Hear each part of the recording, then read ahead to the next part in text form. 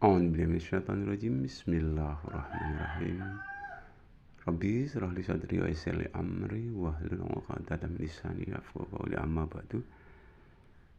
Pemirsa yang dirahmati Allah Subhanahu wa taala, jumpa kembali ya di Cermin Anak Soleh ya. Dan kali ini masih berkaitan dengan menciptakan keluarga yang sakinah ya, keluarga yang bahagia. Tak lupa salawat dan salam semoga tercurah kepada Nabi besar kita Muhammad Sallallahu Alaihi Wasallam, yang insya Allah senantiasa kita nantikan syafaatnya di yaumil kiamah nanti. Amin, amin, amin ya rabbal alamin. Pemirsa yang dirahmati oleh Allah Subhanahu wa taala, kalau sekedar teori, insya Allah semua orang banyak kan sudah tahu ya. Tapi untuk melaksanakan apa yang menjadi teori tersebut ya, tidak semua orang mampu ataupun bisa ya. Seperti halnya ya, kalau temanten baru masih sayang ya, sebulan 2 bulan ya, kadang-kadang 1 tahun 2 tahun ya, 3 tahun dan seterusnya, punya anak tambah banyak, kadang-kadang ya terjadi perselisihan sehingga berujung kepada hal-hal yang kurang menyenangkan.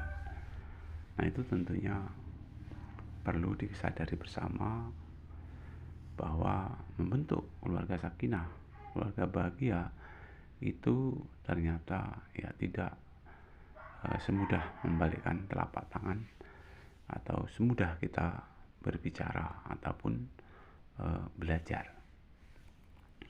Jauh daripada itu ternyata lebih sulit praktek di dalam kehidupan sehari-hari ya. Seperti halnya yang kemarin-kemarin ya, katanya saling mencintai ya. Saling mencintai itu ya tentunya sampai akhir hayat ya. Jangan punya anak tambah banyak makin repot, akhirnya bingung, akhirnya sedikit-sedikit ya, cintanya berkurang sehingga terjadi hal-hal yang tidak diinginkan. Nah, sering kadang musyawarah kita tinggalkan sehingga banyak terjadi kesalahpahaman. Teorinya sih tahu harus musyawarah, tapi kenyataannya nah. Kemudian bekerja sama juga kadang-kadang, ini kerjaan mama, ini kerjaan bapak, tidak ada istilahnya toleransi saling kerjasama. Nah, ini juga mengakibatkan hal-hal yang tidak diinginkan. Kemudian ingin menang sendiri ya, ingin menang sendiri, nggak ada yang saling mau minta maaf. Ini juga membuat keluarga itu berantakan. Secara teori ya saling memaafkan, tapi prakteknya kadang-kadang ya kurang begitu bisa diterapkan di dalam kehidupan sehari-hari. Tapi kalau mampu menerapkan, insya Allah ya, insya Allah akan tercipta keluarga sakinah mawaddah warahmah. Kemudian yang sabar, ini sabar itu mudah sekali untuk diucap, tapi betapa banyak baik itu sudah punya anak 1, anak 2, anak 3, anak 4 dan seterusnya, jiwa kesabarannya belum tertanam, masih banyak ya. Padahal sebagai keluarga yang sakinah mawaddah warahmah tentunya tanamkan jiwa kesabaran. Yakinlah bahwa Allah beserta orang-orang yang sabar ya. Ya, kita berusaha untuk berusaha menjadi orang yang sabar ya. Dan ini perlu proses ya, perlu proses, dan proses itu ya seolah-olah tiada berkesudahan, tiada habisnya sampai akhir hayat. Jadi pola-pola ya, trik-trik untuk ciptakan keluarga sakinah, keluarga yang bahagia. Ya memang saling mencintai juga sampai akhir hayat, ya, saling bekerja sama juga sampai akhir hayat, ya. Kemudian bermusyawarah juga, ya, sepanjang keluarga itu ada masalah ya kita laksanakan, ya kita berebut untuk mencari salah, ya, bukan mencari benar, berebut untuk mencari salah, ya. Jadi dengan mencari salah akhirnya kita saling maafkan, ya kita laksanakan sampai akhir hayat juga itu maafkan, ya. Kemudian jiwa kesabaran harus kita terapkan di dalam kehidupan sehari-hari. Nah, beberapa hari yang lalu sudah dikatakan keterkaitan dengan bila seorang istri ataupun seorang suami mengajak tidur, kemudian seorang istri tidak mau,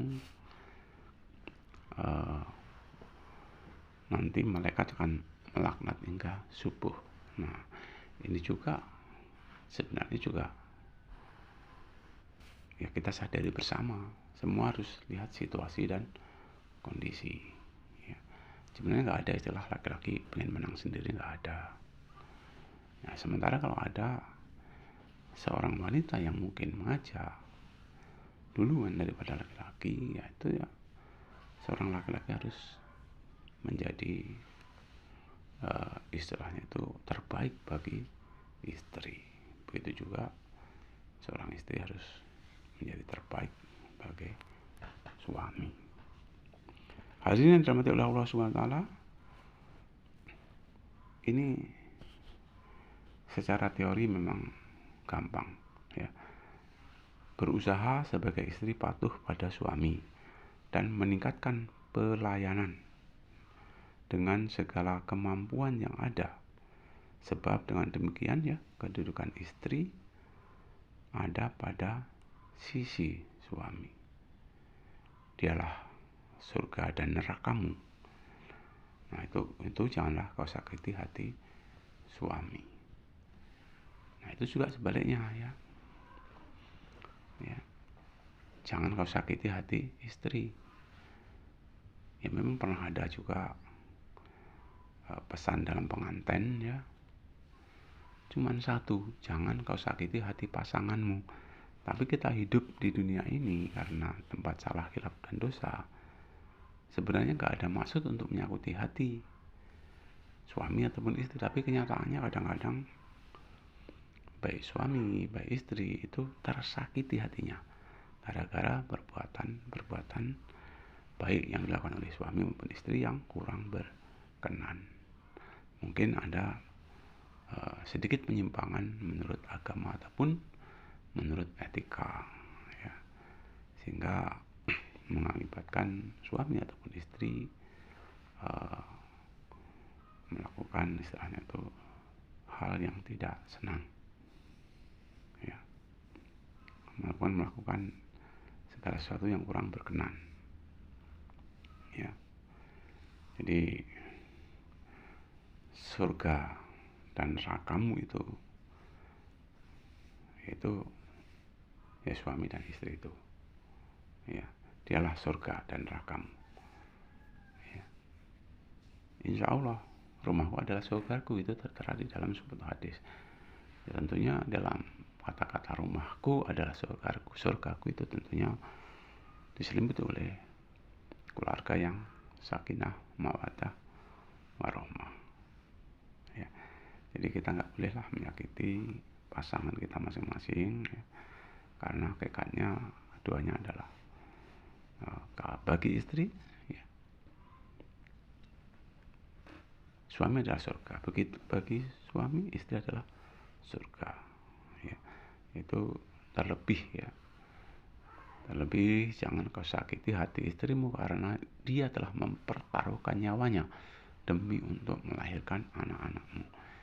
Jadi kalau udah sejauh itu ya, melihat ketika melahirkan taruhannya nyawa ya, perang sabil ada yang bilang ya, taruhannya nyawa, yaitu tentunya kalau kita mau melakukan hal-hal yang kurang berkenan, kita harus mengingat akan anak-anak kita dan kejadian-kejadian ketika seorang ibu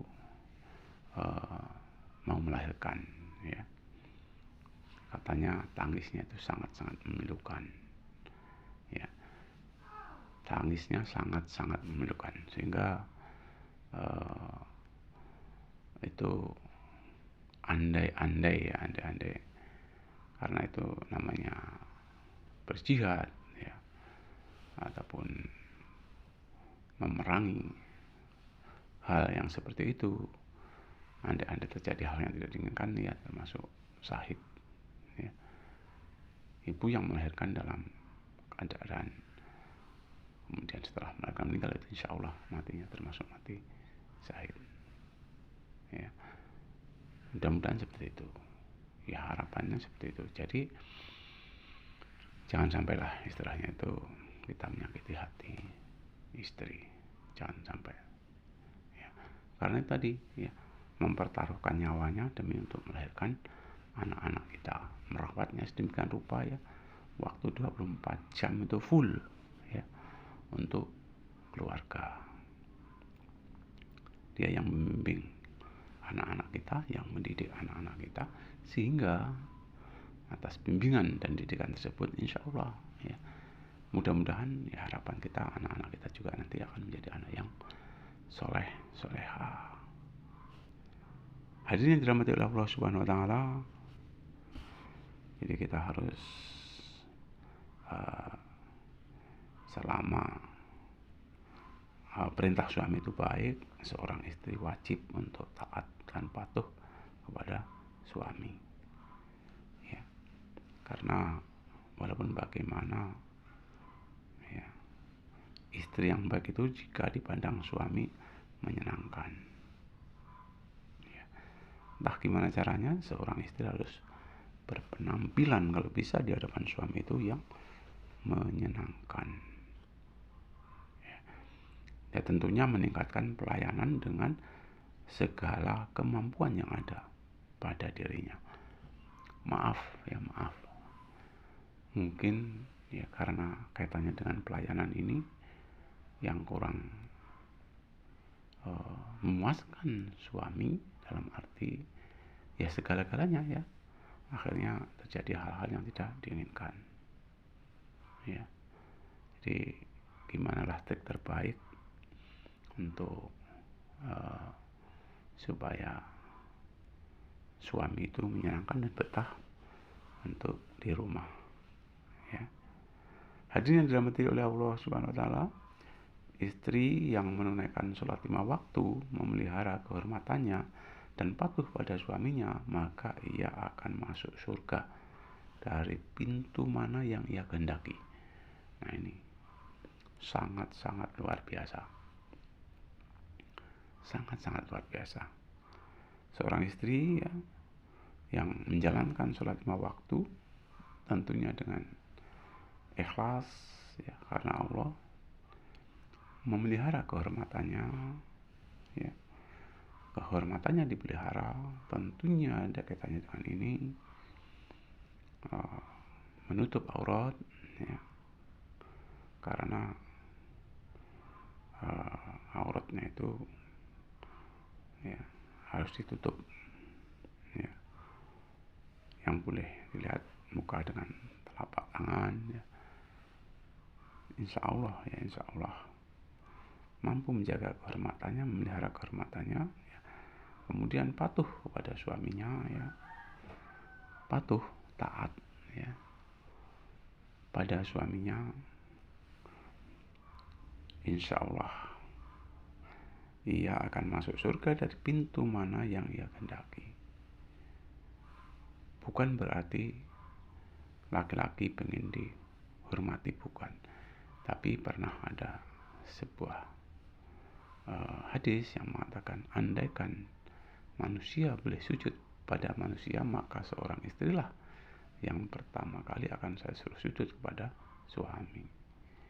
Ya, sebagaimana rupa apapun, kalau memang sudah menjadi suaminya, ya tentunya mari kita sama-sama ya hormatilah suami kita. Kalau ada apa-apa, ingat waktu mau melamar maupun waktu ijab kabul, insya Allah akan tidak terjadi hal yang tidak diinginkan. Hadirin yang dirahmati Allah Subhanahu wa taala, sebagai istri hendaknya takwa, suami juga takwa ya. Jadi suami istri hendaknya takwa dengan sabar dan ikhlas.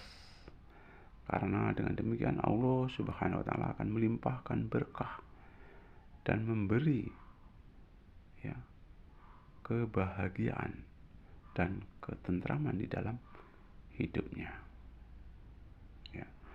Insya Allah barang siapa yang mengerjakan amal soleh dan kebaikan, baik laki-laki ataupun perempuan, sedang ia seorang mukmin, maka ya kami akan menghidupkannya, ya kami di sini Allah, dengan kehidupan yang baik, dan kami akan mengganjar mereka dengan pahala yang baik sebaik-baiknya, lebih baik dari apa yang mereka lakukan.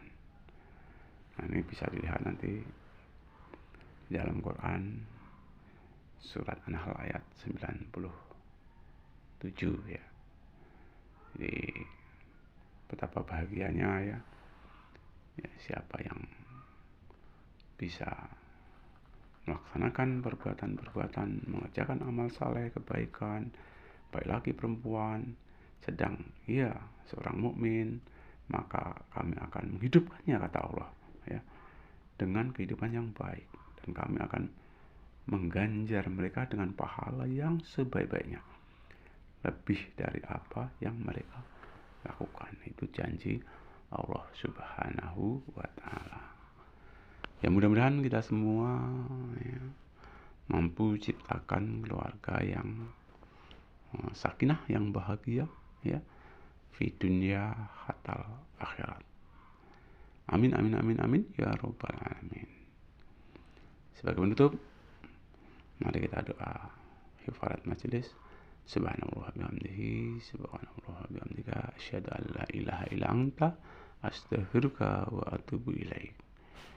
Lebih kurang saya minta maaf. Saya akhiri bila ada hidayah. Assalamualaikum warahmatullahi wabarakatuh.